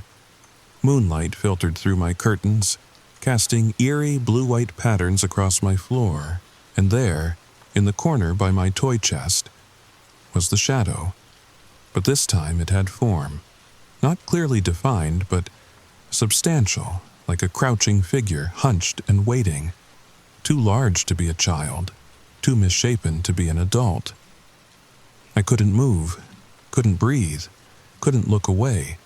The shadow thing seemed to pulse slightly, expanding and contracting like it was breathing. And though it had no discernible face, I knew it was looking right at me. "What do you want?" I whispered, voice barely audible even to my own ears. The shadow didn't respond, didn't move, just watched. Slowly, carefully, I reached for the small baseball bat I kept beside my bed, a souvenir from a Red Sox game earlier that summer. My fingers closed around the smooth wood and I drew it under the covers. A pathetic defense against whatever was lurking in my room. I didn't sleep again that night. Just lay there, clutching my bat, staring at the shadow thing until dawn's light crept through my window and it faded away, indistinguishable from the normal morning shadows. At breakfast, Mom took one look at my face and frowned. "You look exhausted, Jack. Didn't you sleep?" I pushed my cereal around the bowl. "Bad dreams. Want to talk about it?" I looked up at her, considering. Would she believe me? Would anyone?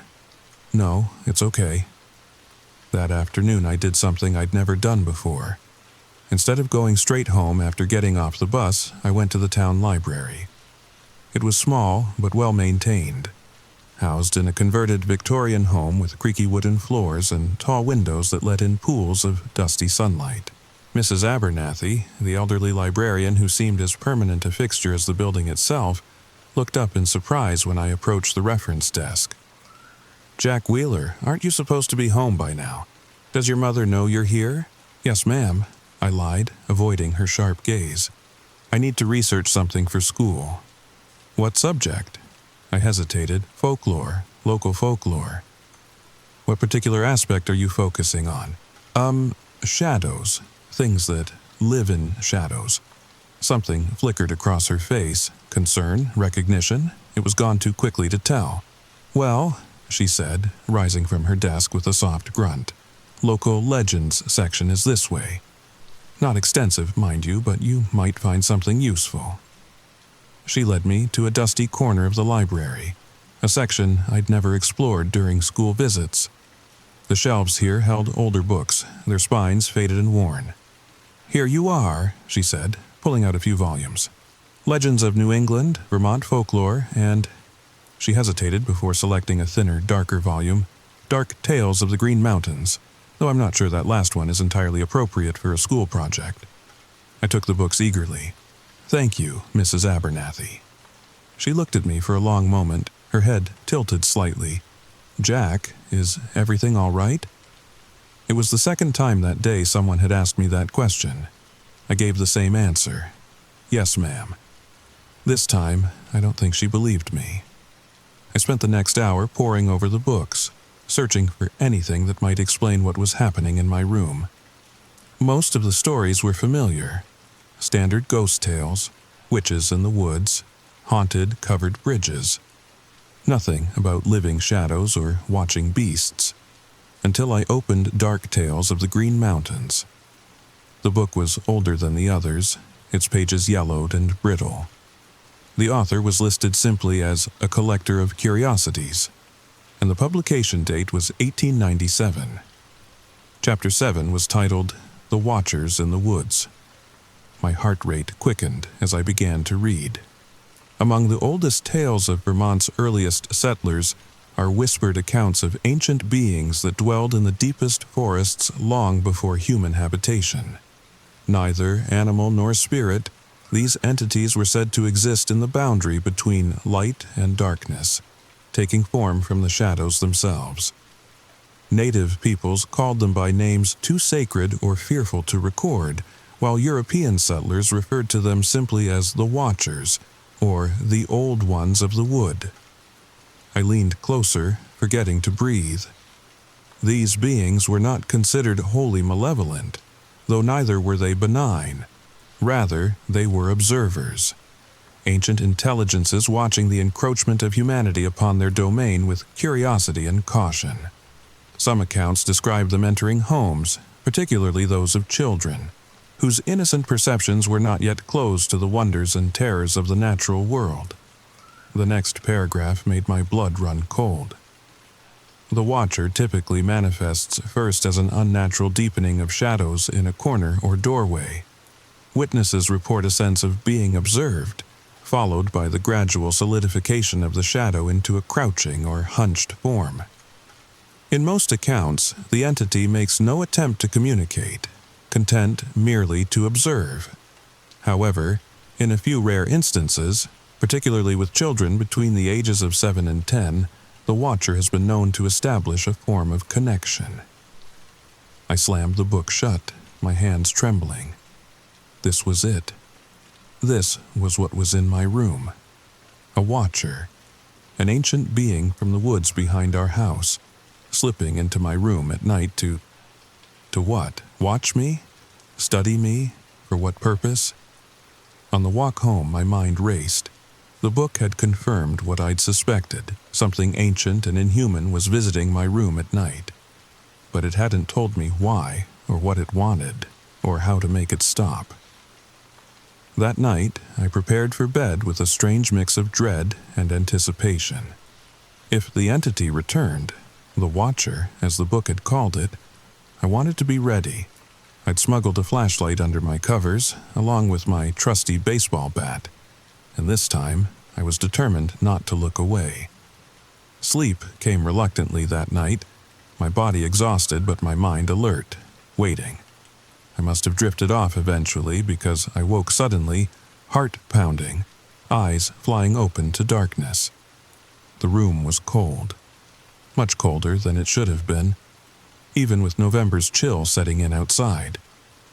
My breath clouded faintly in the moonlight streaming through my window, and there it was, the shadow in the corner. But this time it was more substantial, more defined. I could make out what might have been a head, hunched shoulders, long limbs folded awkwardly as if its body didn't quite work the same way as a human's. I gripped my flashlight, thumb on the switch. My instinct was to turn it on, to banish the shadow with light. But something stopped me. Curiosity, perhaps, or the remembrance that, according to the book, these entities weren't necessarily harmful. "I know what you are," I whispered into the darkness. "You're a watcher, from the woods." The shadow creature went utterly still. If it had been breathing, did shadows breathe? It stopped. The sense of being observed intensified, like the entire focus of the thing was now concentrated on me. "Why are you here?" I asked, my voice steadier than I felt. "What do you want?" Silence stretched between us, heavy and expectant. Then, just as I convinced myself it couldn't respond, something changed. The air in the room seemed to thicken, to hum with a strange energy, and in my head, not heard with my ears, but directly in my mind, came a response. Curious. The word wasn't spoken. It was impressed upon me, like the concept of curiosity itself had been placed directly into my thoughts. I sat up slowly, the covers falling away from my chest. You're curious? About what? You. Your kind. So new, so brief. The communication was halting, concepts rather than proper sentences, but I understood. This thing, this ancient entity, was studying humans. Studying me. How long have you been watching? I asked, fear giving way to wonder. Always. Before stone homes, before iron paths, before your kind named these woods. You've been here since before people lived here, since before Vermont was Vermont? A sense of amusement flowed from the entity, though its shadowy form remained still. Names change, land remains. We remain. We? There are more of you? Few now. Once many. Your lights push back our realm. I understood then. These beings, whatever they were, lived in darkness, in shadow, and human expansion. Electric lights, cleared forests, developed land, was reducing the places they could exist. Are you going to hurt me? I had to ask, though somehow I already knew the answer. No harm, only watch, only learn. Your kind fears shadows. Fears unknown, no need. I sat with that for a moment. This ancient wisdom delivered directly to my young mind. Does anyone else know about you? Other people, I mean? Some see. Most forget. Young ones see best, open minds. Like me, yes, special, receptive. A strange pride filled me. This ancient being had chosen me, could communicate with me because I was somehow special. Receptive, it had said. Can I tell people about you, my parents, my friends? A heaviness descended, a sense of warning. Dangerous. Adults fear. Adults harm what they fear. Better secret. It was right, I realized. If I told my parents about the shadow creature in my corner, they'd think I was having nightmares, or making things up. If I somehow convinced them, they might be frightened, might try to protect me from it. No one would understand this strange, peaceful communion I was experiencing. Okay, I agreed. It'll be our secret. Will you come back tomorrow night? I asked. Perhaps, when darkness allows, when energy permits. I'd like that, I said, and meant it. The shadow began to fade, growing less substantial as the first hints of dawn lightened my window. Dawn approaches. Must return. Wait, before you go, why me? Why my room? The presence was fading fast, but one last impression reached me. Old growth behind your dwelling. Thin boundary. And you called. I called. How? But it was gone. The corner empty except for normal, early morning shadows. The next few weeks transformed my life in ways both subtle and profound. School continued, family routines remained unchanged, but my nights belonged to shadow. It didn't appear every night. Sometimes 2 or 3 evenings would pass with no visitation, but several times each week I'd wake to that familiar chill, that sense of presence, and know my strange friend had returned. Our communication improved with practice. What began as disconnected impressions developed into more coherent exchanges. I learned that Shadow's kind had dwelled in the forests of North America for millennia, watching the land change, watching humans arrive and multiply and build and destroy. Are you angry? I asked one night, about what people have done to the forests. Not angry. Change is nature of all things, but saddened, balance disturbed. I'm sorry, I said, feeling a strange guilt for my species. Not your doing, young one. Jack, I corrected. My name is Jack. Jack, it acknowledged, and I felt a strange warmth at hearing my name in my mind. impressed there by this ancient entity. December arrived, bringing heavy snow that transformed our town into a winter wonderland. School let out for Christmas break, and I spent my days sledding with friends, building snow forts, and eagerly anticipating my nighttime conversations. But as the winter solstice approached, the longest night of the year, Shadow's visits became different. There was an energy, an anticipation I hadn't sensed before. "What is it?" I asked one night, about a week before Christmas. "You seem excited. Great gathering approaches. When darkness is longest, all of our kind who remain. A gathering, like a meeting, communion, remembrance, renewal, in the deepest part of your woods. On the solstice, December 21st? Yes, when barrier between realms thins." I hesitated before asking my next question, already guessing the answer but hoping anyway. "Can I come see?" The response was immediate and definitive. "No, not safe for your kind. Energies too powerful. Would harm." Disappointment washed over me, but I understood. This wasn't meant for human eyes, but I perked up. "But what?" "You could watch, from distance, from safety of dwelling, if you wish." "Yes," I said immediately. "I absolutely wish. How?" "West window, midnight, watch tree line." The west window was in my parents' bedroom, overlooking the backyard and the forest beyond. "I'll have to sneak in while they're sleeping," I mused. "But I can do that. Be careful, Jack. Observe only. Do not attempt to come outside." "I promise," I said solemnly. "I'll just watch." When December 21st arrived, I was practically vibrating with anticipation. I went to bed early, setting my alarm for 11:50 p.m., and pretended to sleep when Mom came to check on me. The house was silent, the hallway dark. I crept past my own door, avoiding the floorboard that always creaked third from the top of the stairs. My parents' door was ajar, soft snoring emanating from within. At the window, I carefully pushed aside the curtain, just enough to see out. The night was clear and bitterly cold, stars blazing in a black sky. The moon, nearly full, cast blue-white light across the snow-covered yard. The tree line stood dark and impenetrable beyond. Midnight came. Nothing happened. Then, a flicker. Deep in the trees, something moved. Not physical movement, but a disturbance. Like the darkness itself was stirring. The shadows between the trees began to deepen, to pool like liquid night. They flowed together, separating from the trees that cast them, becoming independent of the moonlight's logic. More movement. Shapes emerging from the forest, not walking, but gliding. Shadow forms, dozens of them, similar to my visitor but varied in size and configuration. They converged in the field behind our house, a gathering of ancient beings normally hidden from human sight. As I watched, transfixed, the shadows began to merge, to flow into one another. A great pool of living darkness formed, pulsing with what I somehow knew were countless consciousnesses in communion.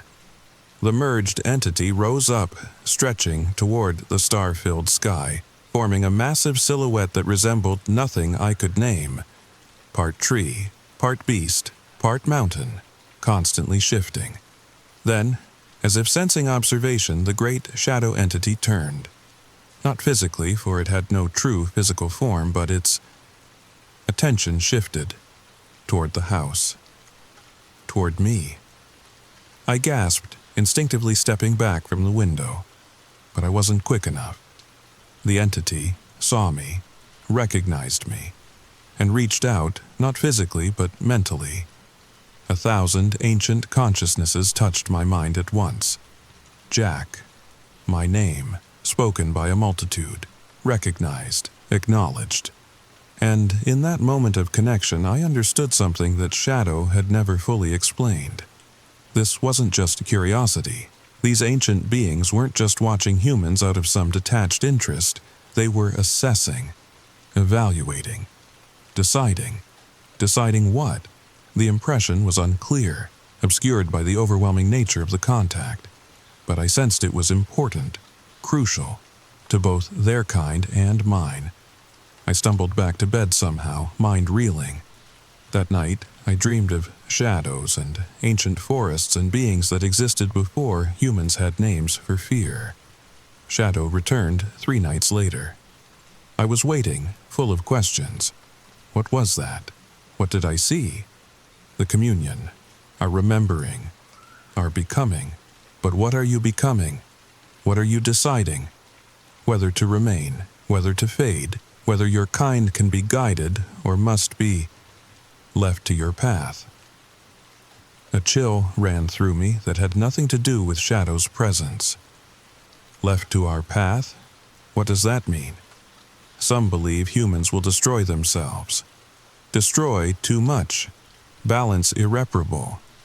Others see potential, possible growth, evolution of understanding. And what do you believe? I observe one who sees us, who listens, who understands. This gives hope. Shadow did return, though less frequently as winter gave way to spring. Our conversations continued, but I noticed my perception of Shadow was changing, becoming less distinct. I was growing up. Just as Shadow had predicted, my mind was beginning to close to wonders that didn't fit into the rational world adults inhabited. By the time I turned 10, Shadow's visits had dwindled to rare occasions. By 11, they stopped entirely. Or perhaps Shadow still came, but I could no longer perceive it. Years passed.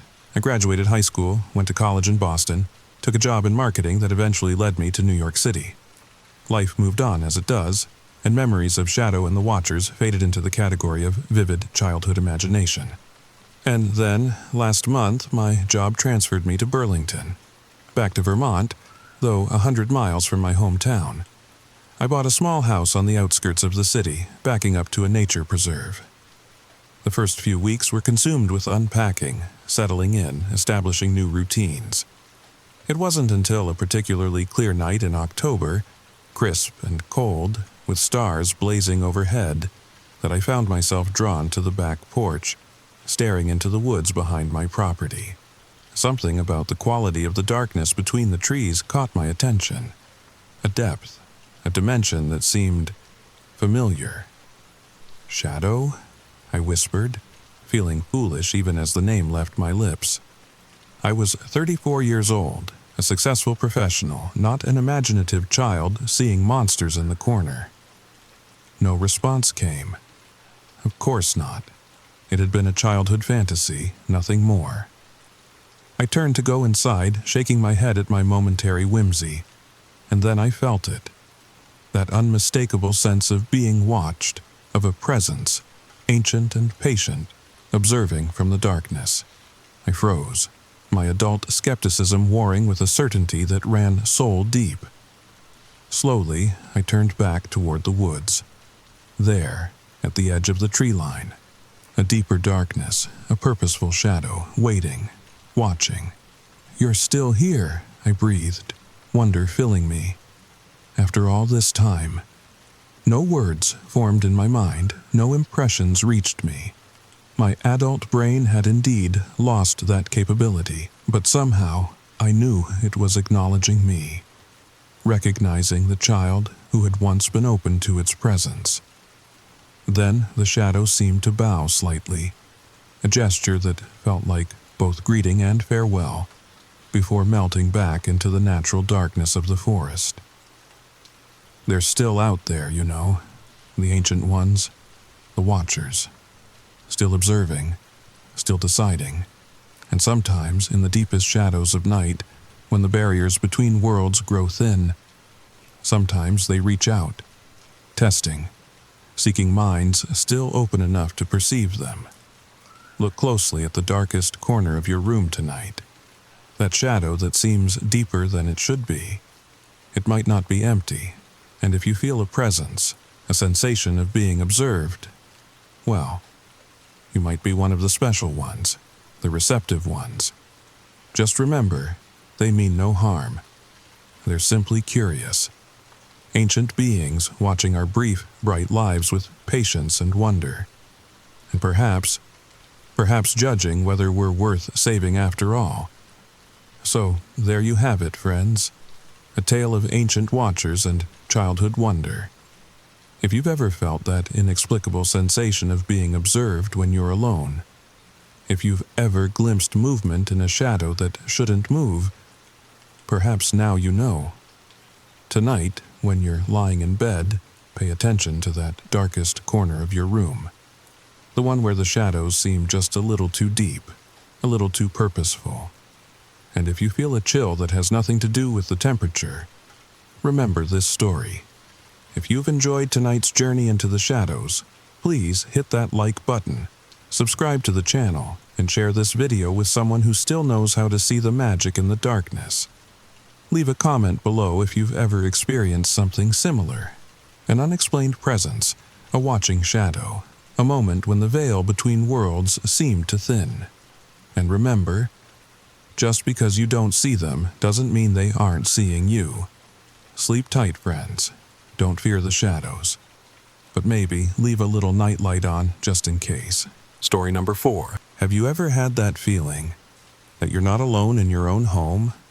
That creeping sensation that makes the hairs on your neck stand up when you're positive nobody else is there? I never believed in ghosts until I moved into that old Victorian in Millfield, Ohio. What happened there changed me forever. And I still catch myself looking over my shoulder sometimes, half expecting to see him watching me. If this story resonates with you, or if you've experienced something similar, please share your thoughts in the comments below. And if you enjoy this kind of content, hit that subscribe button and notification bell to join our community of night owls who appreciate a good spine-tingling tale before bed. Now, let me tell you about the old man who haunted our house and talked to me.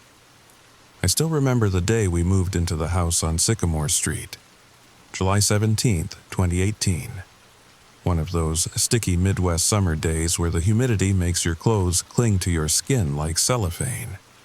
My husband Mark had just gotten a promotion that required us to relocate from Cincinnati to this small town about an hour away. It has character, the realtor had said, her smile a little too wide as she gestured toward the peeling wallpaper in the foyer. And you can't beat the price for a home this size. She was right about both. The Victorian-style house was nearly twice the size of our previous home and surprisingly affordable. 3 stories of weathered red brick with a wraparound porch, complete with original stained glass windows and ornate wooden trim that you just don't see in newer constructions.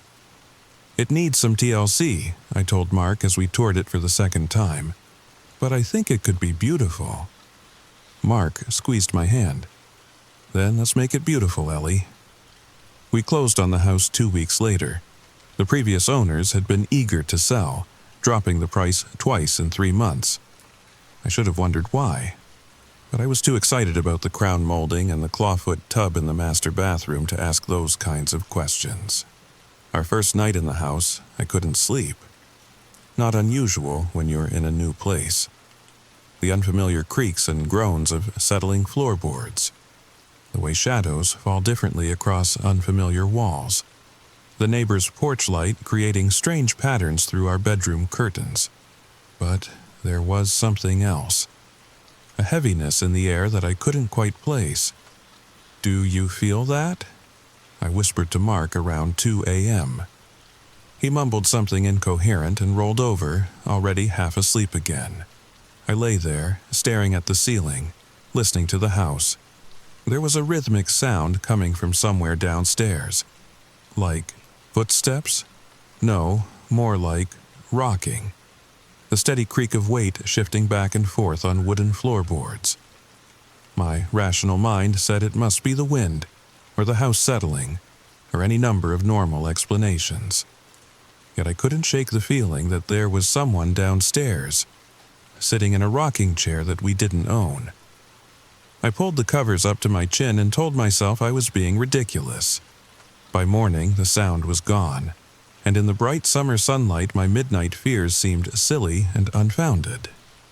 The next few weeks passed in a blur of unpacking boxes and making trips to Home Depot.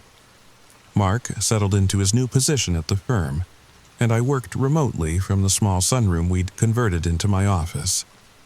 The house had its quirks, Doors that wouldn't stay closed, floorboards that squeaked no matter how carefully you stepped on them, and the persistent smell of pipe tobacco in the library despite neither of us being smokers. Old houses have memories, my mother said when she'd visited for the first time. They hold on to the people who lived in them before. I laughed it off then, but I think about that comment often now. It was about a month after we moved in that I first saw him. Not directly, just a glimpse from the corner of my eye as I was coming down the stairs. A tall, thin figure standing by the window in the dining room. When I turned to look properly, there was nothing there. Just my imagination, I told myself. The stress of the move and starting over in a new town was getting to me. But then it happened again, and again, always in my peripheral vision, always gone when I turned to look. A tall man in what looked like old-fashioned clothes, a dark suit with a high collar. Sometimes he appeared to be looking out the window. Other times, he seemed to be watching me. I didn't tell Mark. He was already stressed about proving himself at his new job, and I didn't want him to think I was losing my mind. Besides, what would I even say? "Hey, honey, I think I'm seeing a ghost of an old man around the house." He'd probably suggest I see a therapist. So I kept it to myself, even as the sightings became more frequent. Even as I began to feel a presence in rooms I entered. That unmistakable sensation that someone had just left, the air still disturbed by their movement, the faintest lingering scent of tobacco, and something else. Something old and musty like books that haven't been opened in decades. "Did you leave the rocking chair on the back porch?" Marcos asked one evening as we were washing dishes after dinner, my hands stilled in the soapy water. "We don't have a rocking chair." "Huh, that's weird. I could have sworn I heard rocking coming from the porch when I got home." I said nothing, but a chill ran down my spine. The same rocking I'd heard that first night. That night, I lay awake again, listening.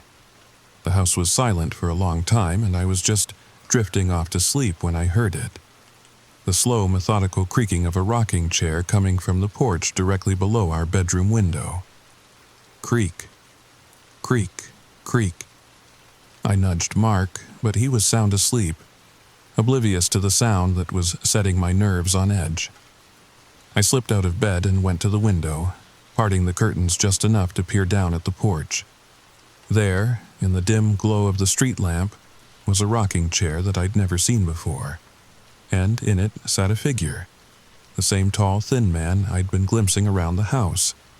He was rocking slowly, staring out at the street, his profile sharp and distinct in the yellow light.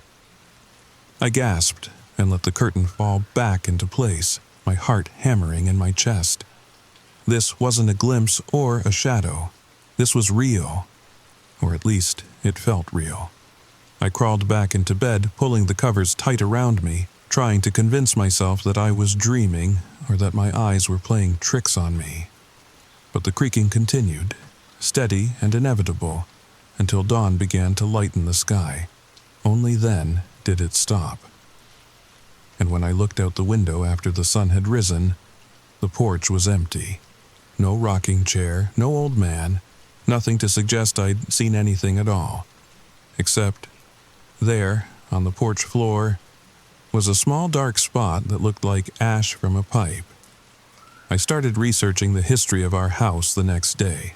The local historical society had records dating back to its construction in 1887. It was built by a banker named Thaddeus Wilson, who lived there with his wife Margaret until his death in 1923. After that, the house changed hands numerous times over the decades. Nothing stood out as particularly tragic or unusual. No recorded deaths in the house beyond Thaddeus himself, who apparently died of natural causes at the age of 78. No scandals or mysteries that might explain why a ghost would be lingering nearly a century later. Still, I found myself staring at a sepia-toned photograph of Thaddeus Wilson. Tall and thin with a stern expression, high collar, and yes, holding what appeared to be a pipe. He looked exactly like the figure I'd seen on our porch. "Find anything interesting?" Mark asked, peering over my shoulder at the computer screen. I quickly clicked away from the photograph. "Just curious about who lived here before us." "Well, whoever they were, they left us with a lifetime of home improvement projects," he said with a laugh, kissing the top of my head before heading to the kitchen. I didn't tell him about Thaddeus Wilson or the resemblance to my ghostly visitor.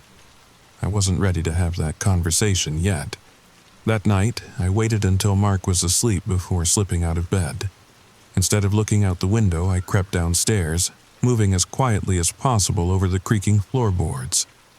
I felt ridiculous, and yet I couldn't shake the feeling that I needed to know if what I'd seen was real. The house was dark and silent as I made my way to the back door, which opened onto the porch. My hand trembled slightly as I turned the knob, easing the door open just enough to peer outside. The rocking chair was there, and in it sat the figure of Thaddeus Wilson, rocking slowly, his pipe sending up a thin curl of smoke that disappeared into the night air. I must have made a sound, a gasp or a tiny whimper, because he turned then, looking directly at me. His eyes were dark hollows, in a face that seemed both solid and transparent at the same time, like looking at a reflection in water that's been disturbed. "Good evening," he said, his voice like dry leaves rustling. "I was wondering when you might join me." It took me several seconds to find my voice. You're not real." He chuckled, a sound like distant thunder. "I assure you, Mrs. Hayes, I am quite as real as you are, merely in a different state of existence." He knew my name. "How did he know my name?" "You're Thaddeus Wilson," I said, surprising myself with my steadiness. He inclined his head slightly, a gesture of acknowledgement. "And you're Eleanor Hayes, the new mistress of my home." "Our home," I corrected automatically, then immediately felt foolish for arguing with a ghost. "Indeed," he said, seeming more amused than offended. "A home may have many owners through the years, but it remembers its first master." He gestured to the empty chair beside his, a chair that I was certain hadn't been there a moment before. "Won't you sit? The night air is pleasant." And strangely, I did. I sat in the chair that had materialized out of nowhere, beside a ghost who shouldn't exist, and we talked. We talked until the first hints of dawn began to streak the sky, and I learned that Thaddeus Wilson was not at all the stern banker his photograph suggested. He told me about building the house for his beloved Margaret, about the children they never had, about his passion for astronomy that led him to build the small observatory that still stood, though in disrepair, at the far corner of our property.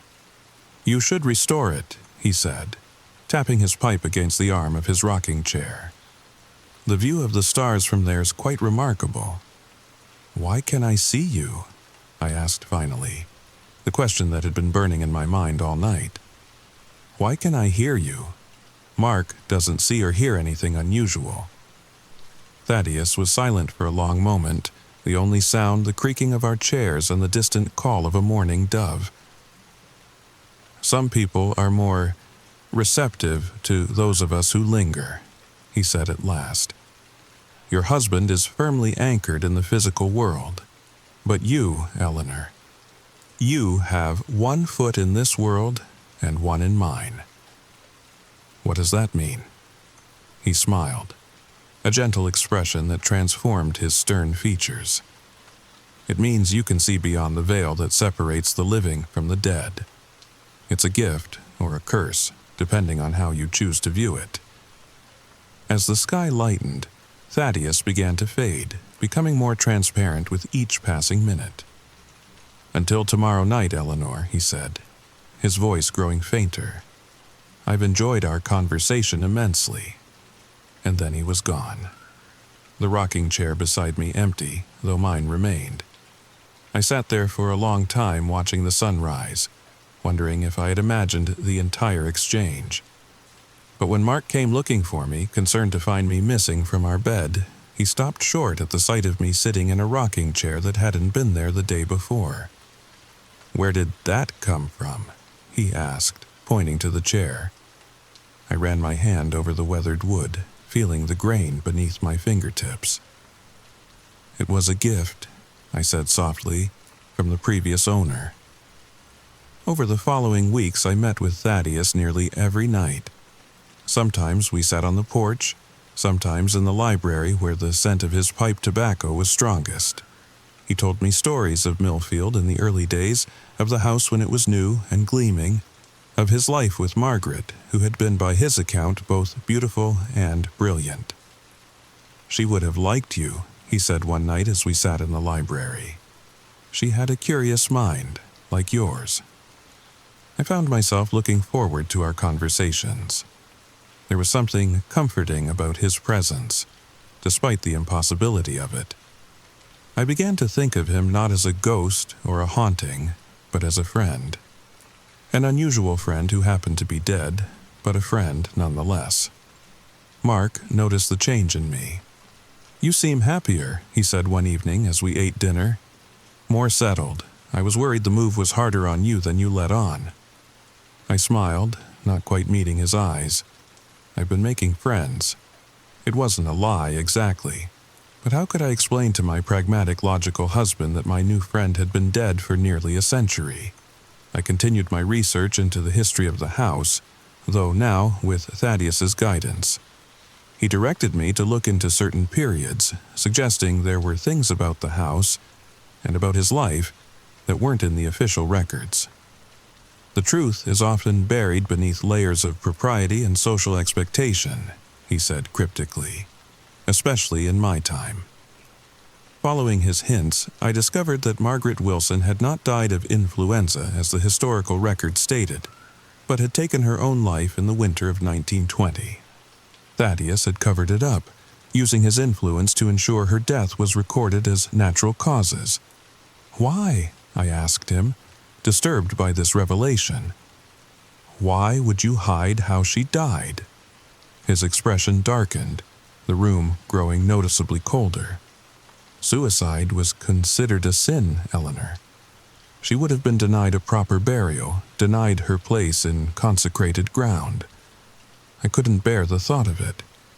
But why did she do it? You said you were happy together." Thaddeus was silent for so long that I thought he might not answer. When he finally spoke, his voice was heavy with an old, deep grief. Margaret suffered from melancholia, what you might now call depression. It would come upon her like a sudden storm, darkening her world for weeks or sometimes months at a time. She hid it well from others, but I saw her struggle. I tried to help her, but the medical understanding of such conditions was primitive at best. He looked directly at me, his eyes reflecting a pain that had not diminished with time or death. On her darkest days, she would go to the observatory. Watching the stars brought her peace, a reminder that her troubles were small in the vastness of the universe. "Yeah, but that winter had been particularly cloudy," he explained. "Weeks without seeing the stars. And on a night when he had been away on business, Margaret had gone to the observatory one last time, taking with her a bottle of laudanum. I found her there the next morning," he said softly, "peaceful, as if sleeping beneath the clouded sky she had so longed to see clear." The story broke my heart, and explained why Thaddeus lingered. Not just attachment to his home, but guilt and grief that had anchored his spirit to this place. "Is that why you want me to restore the observatory?" I asked. "Because of Margaret," he nodded slowly. "I've watched it fall into disrepair over the decades, unable to prevent its decay. She loved that place. It should be a place of beauty and wonder, not ruin and neglect. I promised him I would restore it, though I had no idea how to explain this sudden interest to Mark, or how we would afford such a project on top of the other renovations the house needed. But as it turned out, I didn't need to explain, because the next night Thaddeus didn't appear, nor the night after that, or the one after that. I waited for him on the porch, in the library, even ventured to the dilapidated observatory, but he was gone. The house felt empty without him, though Mark noticed nothing different. The scent of pipe tobacco faded from the library. The rocking chair remained, but it was just a chair now, with no spectral occupant to bring it to life. I missed him, my ghost friend. And I worried that by uncovering the truth about Margaret's death, I had somehow disrupted whatever tenuous connection had allowed him to remain. A week after Thaddeus disappeared, I received a letter in the mail. It was from a law firm in Columbus, informing me that a trust had been established in 1923 by Thaddeus Wilson to be gifted to the current owners of his home upon certain conditions being met. The conditions, according to the letter, had been satisfied, and the sum of the trust, adjusted for inflation and nearly a century of interest, was now being transferred to my name. The amount made my head spin. More than enough to restore the observatory and complete every other renovation the house needed, with plenty left over. But how? How could Thaddeus have known, a century ago, who would be living in his house now? How could he have arranged for this trust to come to me at exactly this moment? The letter offered no explanations, only the dry legal language of finance and inheritance. But enclosed with it was a small yellowed envelope addressed simply to the one who sees. Inside was a note, written in a flowing script that I recognized from the historical documents I'd been researching. Eleanor, my time here has reached its conclusion. Margaret waits for me beyond the veil, her patience nearly exhausted after all these years. The observatory was always meant to be restored by someone who could appreciate its true purpose, not merely to view the stars, but to recognize that the boundaries between worlds are as thin as shadows and as permeable as mist. Use what I have left you wisely, and when you look to the stars, know that we are there, together at last. With gratitude, T.W. The restoration of the observatory took nearly 6 months. I hired specialists in historical renovation, tracking down authentic materials and period-appropriate fixtures. Mark was baffled by my sudden passion for astronomy and historical preservation, but supported it nonetheless. "If this makes you happy, then I'm all for it," he said, kissing my forehead as we stood watching the workers install the new copper dome. I didn't tell him about the trust or the letter. I said I'd received an unexpected inheritance from a distant relative, and he didn't question it. Sometimes I wonder if he sensed there was more to the story, but chose not to press me on it. The finished observatory was beautiful, a perfect blend of historical accuracy and modern functionality. The original telescope, which we found carefully wrapped and stored in the attic, was restored and reinstalled. The walls were lined with the same rich walnut paneling that Thaddeus had described in our conversations. The floor was laid with a mosaic of stars and planets, just as it had been in 1887. On the night of the grand opening, attended only by Mark and me, I felt a sense of completion that I hadn't expected, as if I had fulfilled a promise that was more significant than I could fully understand. We sat together in the observatory, the dome open to a clear October sky brilliant with stars, and I felt close to tears. "It's perfect," Mark said, squeezing my hand. "You've done something remarkable here, Ellie." After he went to bed, I remained in the observatory alone. The night was cool, but not cold, the sky so clear it seemed I could see to the very edge of the universe. "Thaddeus," I whispered to the empty air. "Margaret, I hope you can see what we've done here." There was no response, no ghostly apparition, no smell of pipe tobacco, but as I looked through the telescope at the vast field of stars, I felt something. A presence, or perhaps 2 presences, lingering just beyond the reach of my senses. And then I saw it. A new star where none had been before, burning with unusual brightness. As I watched, it separated into 2 points of light, twin stars orbiting each other in perfect harmony. I knew then that Thaddeus and Margaret were together, their earthly burdens finally set aside. The thought brought me a strange kind of peace.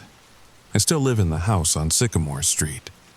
Mark and I have made it our own in many ways, but I've always felt that it partially belongs to the Wilsons as well. We've had a daughter since then. We named her Margaret, though we tell everyone it was after my grandmother. Little Margaret loves the observatory. She sits on my lap as we look at the stars, especially the twin stars that still shine with unusual brightness. Sometimes she asks me about the old man she sees in her dreams, a tall, thin figure with kind eyes who shows her constellations I've never heard of. I tell her he's a friend keeping watch over us, and when she's older, I'll tell her the full story of Thaddeus Wilson, the old man who haunted our house and talked to me. The house has been quiet since the observatory was restored. No footsteps in the night, no rocking chair creaking on the porch, no glimpses of a tall figure from the corner of my eye. But sometimes, on clear nights when the stars are particularly bright, I catch the faint scent of pipe tobacco on the breeze. And I know that while Thaddeus may have moved on, a part of him will always remain in the house he built for love. If you've stayed with me until the end of this story, I want to thank you. And I want to ask you to look up at the night sky tonight. Find the brightest stars you can see and wonder. Are they watching you too? Have you passed by a spirit without knowing it? That cold spot in your hallway, that recurring dream, that item you keep misplacing. Perhaps there's someone trying to reach out to you too. Leave a comment below if you've ever experienced something you couldn't explain. Subscribe to hear more stories like this one. And remember, sometimes the veil between worlds is thinner than we think. Sometimes all it takes is the willingness to listen, to hear what the silence has been trying to tell you all along. Sweet dreams, or perhaps sweet hauntings.